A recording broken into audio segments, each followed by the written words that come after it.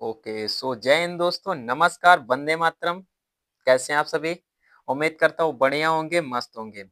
सो आज हम इस क्लास में करेंगे जो क्लास 10th का फिजिक्स का चैप्टर नंबर 14 है, जिसमें आज हम जिसका चैप्टर का नाम क्या है? ऊर्जा के स्रोत। इसको हम वन बाय वन करके सारे कॉन्सेप्ट इसके रिवाइज करेंगे इस क्लास में। इसको हम 2 पार्ट में खत्म करेंगे, क्योंकि एक पार्ट में अगर खत्म करेंगे तो फिर सारा मतलब एक ही में अच्छे से घुल जाएगा, तो वो आपको क्लियर नहीं हो पाएगा। सो ओके, इसको 2 क्लास में हम कवर करेंगे और अच्छे से इसको क्लियर करेंगे। सो आपको वीडियो में लास्ट तक बने रहना है और अच्छे से समझना है इस चैप्टर को, क्योंकि लास्ट टाइम क्या होता है कि सारे बच्चों की डिमांड होती है कि कोई ऐसी बुक या कोई ऐसा वीडियो मिल जाए जिससे हम सारे कॉन्सेप्ट अपने कम समय में और अच्छे से क्लियर कर सके। तो दोस्तों, ये क्लास आपके लिए वैसी होने वाली है और आपको क्लास को कर देना है शेयर। सो बिना किसी देरी के करते हैं स्टार्ट और देखते हैं पहला क्या चैप्टर नाम। पहले हम चैप्टर नेम देख लेते हैं। चैप्टर का नेम दोस्तों क्या है? ऊर्जा के स्रोत। और ये चैप्टर हमारा कौन सा होने वाला है? 14। ओके, सो देखते हैं, क्लास में बढ़ते हैं। सबसे पहले अगर हम पहले पॉइंट पे डिस्कस कर लें, पहला पॉइंट हमारा क्या बोल रहा है? तो दोस्तों, पहला पॉइंट इसमें कुछ बोल रहा है, ऊर्जा के विभिन्न रूप होते हैं। ओके, तथा ऊर्जा एक रूप को दूसरे रूप में परिवर्तित किया जा सकता है। मतलब जो ऊर्जा का फॉर्म होता है, इसको हम नष्ट नहीं कर सकते। क्या करते हैं? मतलब इसको डिस्ट्रॉय नहीं कर सकते। हम इसको एक फॉर्म से दूसरे फॉर्म में क्या कर सकते हैं? चेंज कर सकते हैं। ओके, अब दूसरा दूसरा पॉइंट अगर हम देखें, दूसरे पॉइंट में क्या बोल रहा है दोस्तों? दूसरा पॉइंट यहाँ से हमारा बोल रहा है कि ऊर्जा का स्रोत। क्या बोल रहा है दोस्तों? ऊर्जा का स्रोत बोल रहा है। ऊर्जा का स्रोत एक लंबी अवधि तक सुविधाजनक रूप से ऊर्जा की पर्याप्त मात्रा प्रदान करना होता है। जैसे इसमें एक ऊर्जा की आवश्यकता कहाँ-कहाँ हमें ऊर्जा की नीड पड़ सकती है। ओके, वो इसमें दे रखा है। तो ऊर्जा की हमें नीड दोस्तों कहाँ-कहाँ पड़ती है? जैसे कि पहले अगर पॉइंट पे बात कर ले, तो पहला इसमें क्या पॉइंट दे रखा है? पहले पॉइंट पे अगर हम बात कर ले कि ऊर्जा की हमको कहाँ-कहाँ नीड पड़ती है, तो दोस्तों ऊर्जा की नीड हमें पहले तो पड़ती है खाना बनाने में। कहाँ पड़ती है दोस्तों? खाना बनाने में। दूसरे में क्या? प्रकाश उत्पन्न करने में। हमें जब लाइट करना होता है, अपने घर में रोशनी करनी होती है, तो क्या करते हैं? प्रकाश का ऊर्जा का यूज़ करते हैं। और दूसरा तीसरे पॉइंट पे बोल ले, तो तीसरा पॉइंट दोस्तों क्या बोल रहा है? यातायात के लिए, जो हमारे व्हीकल्स होते हैं उनको चलाने के लिए हमें एनर्जी की नीड पड़ती है। ओके, फिर अगर और अगले पॉइंट पे बात करें, तो बोल रहा है मशीनों को चलाने के लिए। ओके, मशीनों को चलाने के लिए। नेक्स्ट पे अगर हम बात कर ले, तो जो लास्ट पॉइंट हमारा दे रखा है, लास्ट पॉइंट बोल रहा है जिसमें कि मशीनों के उद्योगों एवं कृषि कार्य के लिए, ऐसे करके दे रखा है। ओके, सो ये क्लियर हो गया कि हमें ऊर्जा की नीड, एनर्जी की नीड हमें कहाँ-कहाँ पड़ती है दोस्तों, तो इसको हमने समझ लिया। ओके, फिर अगर हम और आगे बढ़े, तो ऊर्जा मतलब इसमें स्रोत दे रखा है, ऊर्जा के स्रोत। तो ऊर्जा के स्रोत इसमें क्या-क्या हैं, इन पे भी हम वन बाय वन करके अच्छे से क्लियर करते हैं। ओके, अगर पहले ही पॉइंट पे हम बात कर लें, जिसमें पहला क्या दे रखा है? प्रति एकांक द्रव्यमान अधिक कार्य करें, उच्च कैलोरी माप। ओके, सस्ता एवं सरलता से सुलभ हो। ओके, उत्तम स्रोत जो लक्षण है वो बात कर रहे हैं। प्रति एकांक जो पहला पॉइंट है, प्रति एकांक द्रव्यमान अधिक कार्य करें, ऐसा करके दे रहा है, जिसमें कैलोरी की माप क्या होती है? हाई होती है। दूसरे बात कर लें, सस्ता एवं सरलता से सुलभ होता है, मतलब जहाँ पे सरलता से मिल जाता है, सुलभ होता है। ओके, भंडारण तथा परिवहन में आसान हो। क्या? जो ऊर्जा का भंडारण और परिवहन में आसान हो। चौथे पॉइंट पे बात करें, चौथा क्या बोल रहा है? प्रयोग करने में आसान तथा सुरक्षित हो।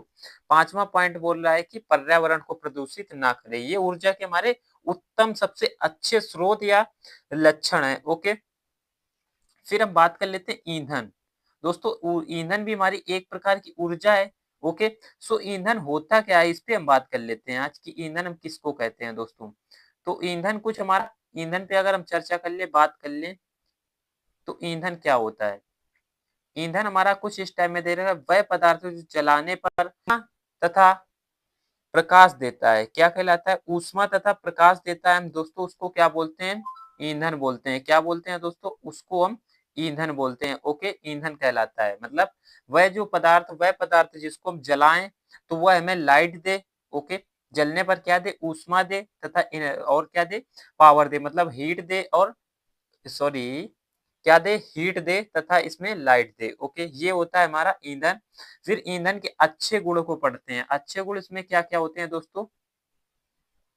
ईंधन के अच्छे गुण इसमें डिस्कस किए गए हैं। बोल रहा है उच्च कैलोरी माप, क्या उच्च कैलोरीफिक माप बोल रहा है। तीसरा, अधिक धुआं या हानिकारक गैसें उत्पन्न ना करे, वही तो अच्छा ईंधन होगा जो हमारे पर्यावरण को मतलब पर्यावरण पे, हमारे पर्यावरण एनवायरनमेंट पे क्या ज्यादा हार्मफुल इफेक्ट ना डाले, उसे क्या बोलते हैं ईंधन, वो भी अच्छा। ओके। मध्यम बोल रहा है, मध्यम ज्वलन तथा ताप हो, मध्यम में ज्वलन तथा ताप हो। ओके, ये हमारे कुछ ईंधन के पॉइंट दे रखे हैं। यहाँ से और दे रखा है ये आगे क्या बोल रहा है कि सस्ता व आसानी से उपलब्ध हो, आसानी से जले, भंडारण और परिवहन में आसान हो, कुछ इस टाइप में ईंधन के भी दे रखे हैं। जैसे अब यहाँ से देख सकते हैं ऊर्जा के स्रोत, क्या ऊर्जा के स्रोत दोस्तों क्या क्या होते हैं, इन पे हम भी चर्चा करते हैं। ओके, यहाँ से ऊर्जा के स्रोत पे हम बात कर लेते हैं। दो तरीके से होते हैं, कौन कौन से, बोल रहा है पारंपरिक ऊर्जा स्रोत, क्या पारंपरिक जो हमारे पहले से चले आ रहे हैं, और क्या देखते हैं वैकल्पिक या गैर पारंपरिक स्रोत। ओके, अगर हम पहले पारंपरिक वाले पे डिस्कस करें तो बोल रहा है पहला पॉइंट जो हमारा बोल रहा है जीवाश्म ईंधन, जैसे कि कोयला या पेट्रोलियम दोस्तों। ओके, अगर हम बात करें इसके पे वैकल्पिक या गैर पारंपरिक, तो इसमें क्या होता है सौर ऊर्जा, सौर कुकर जो पैनल द्वारा, सौर पैनल द्वारा तैयार होती है। ओके, इस पे अगर हम पारंपरिक वाले पर बात कर ले तो तापीय विद्युत संयंत्र, इसमें अगर हम बात कर लें तो समुद्र से ऊर्जा, ज्वारी तरंग, जे दो टाइम में लिखा हुआ है महासागरी ज्वारी, वो भी तरंग जैसे कि होता है। ओके, जल विद्युत संयंत्र, तो यहाँ पे दे रखा है भूतापीय ऊर्जा, इसमें दे रखा है जैव मात्रा, जिसमें बायोगैस भी बोलते हैं, बायोमास बोलते हैं, तो इसमें क्या है नाभिकीय ऊर्जा, इसमें दे रखा है पवन ऊर्जा। ये दोस्तों कैसी है हमारी सभी पारंपरिक स्रोत हैं जो हमारे पहले से उपलब्ध हैं, और ये क्या है मानव द्वारा निर्मित हुए हैं। ओके,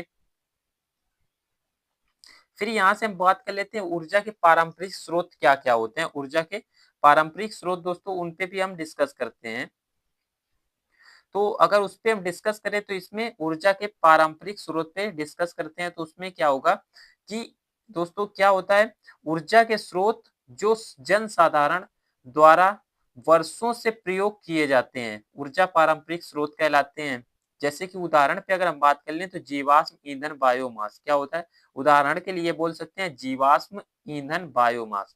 अब वो दोस्तों यहाँ पे एक वर्ड आया जीवाश्म ईंधन, तो ये जीवाश्म ईंधन क्या होता है, ये कहाँ से प्राप्त होता है, इस पे भी हम थोड़ा चर्चा कर लेते हैं। ओके, सो जीवाश्म ईंधन पे हम चर्चा करेंगे। अगर हम सबसे पहले इसके पहले पॉइंट पे अगर बात कर लें, जीवाश्म से प्राप्त ईंधन, जैसे कि उदाहरण पे क्या क्या दे रखा है दोस्तों, सबसे पहले तो दे रखा है कोयला, पेट्रोलियम, जीवाश्म ईंधन कहलाते हैं। क्या है जीवाश्म ईंधन, कौन कौन से दोस्तों, पहले तो पेट्रोलियम और कोयला, ये दोनों हमारे जीवाश्म ईंधन कहलाते हैं। फिर अगर इस पे हम चर्चा कर ले, इस पे डिस्कस करें, तो बोल रहा है लाखों वर्षों में उत्पादन, सीमित भंडारण, अन्वीकरण, क्या हो रहा है अनवीकरणीय स्रोत। ओके, फिर बोल रहा है जो इसका परसेंटेज दे रखा है, भारतवर्ष में विश्व का 6% कोयला भंडार है, जो कि वर्तमान दर से खर्च करने पर एकदम 250 या 250 वर्षों तक बने रहेंगे। ओके, फिर अगर आगे और बढ़ जाते हैं, हम आगे इस पे बात कर लेते हैं।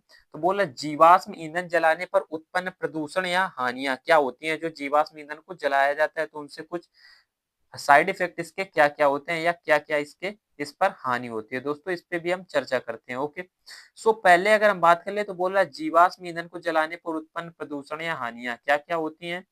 तो बोल रहा है जीवाश्म ईंधन के जलने से मुक्त कार्बन, नाइट्रोजन और सल्फर के ऑक्साइड प्रदूषण तथा अम्लीय वर्षा का कारण बनते हैं, जो कि जल एवं मृदा संसाधनों को प्रभावित करते हैं। ओके, फिर बोल रहा है उत्पन्न carbon dioxide green house gas जो होती है एक प्रभाव को उत्पन्न करती है, जिससे कि धरती पर अत्यधिक गर्मी हो जाती है। दोस्तों गर्मी बढ़ने का कारण क्या होता है ये आप पता कर सकते हैं, यहाँ से ग्रीन हाउस गैसेस जो होती हैं उनका इफेक्ट, जो कार्बन डाई गैसेस होती हैं ये क्या होती हैं, और काफी टाइप के होते हैं, जैसे कार्बन फ्लोरो ऐसे करके ये गैसें होती हैं, क्लोरोफ्लोरो ऐसे करके ये गैसें होती हैं जो हमारे गर्मियों टाइम में बढ़ जाती हैं, जिससे गर्मियां और उबस मारने लगती हैं। ओके, फिर अगर अगले पे बात कर लें तो ये क्या बोल रहा है दोस्तों, ये पॉइंट आपका ऐसा है, दहन प्रक्रम की दक्षता में वृद्धि, क्या दहन प्रक्रम की दक्षता में वृद्धि, विविध तकनीकों का प्रयोग कर दहन के फलस्वरूप उत्पन्न गैसों को कम करना, ये हमारा क्या हो गया दोस्तों दहन के प्रति, ये क्या बोल रहा है दहन के प्रति फलस्वरूप वातावरण में पलायन को कम करना। ओके, सो दोस्तों ये क्लास आपको कैसी लग रही है बताना जरूर। ओके, अब देखते हैं इसका हम नेक्स्ट पार्ट देखेंगे अगले वीडियो में और क्लास ये आपको कैसी लगी है आपको ज़रूर कमेंट में बताना है और मिलते हैं नेक्स्ट क्लास में मतलब अगले इसके पार्ट में जिसमें हम चैप्टर को कवर करेंगे। ओके, सो जय हिंद, वंदे मातरम, टेक केयर।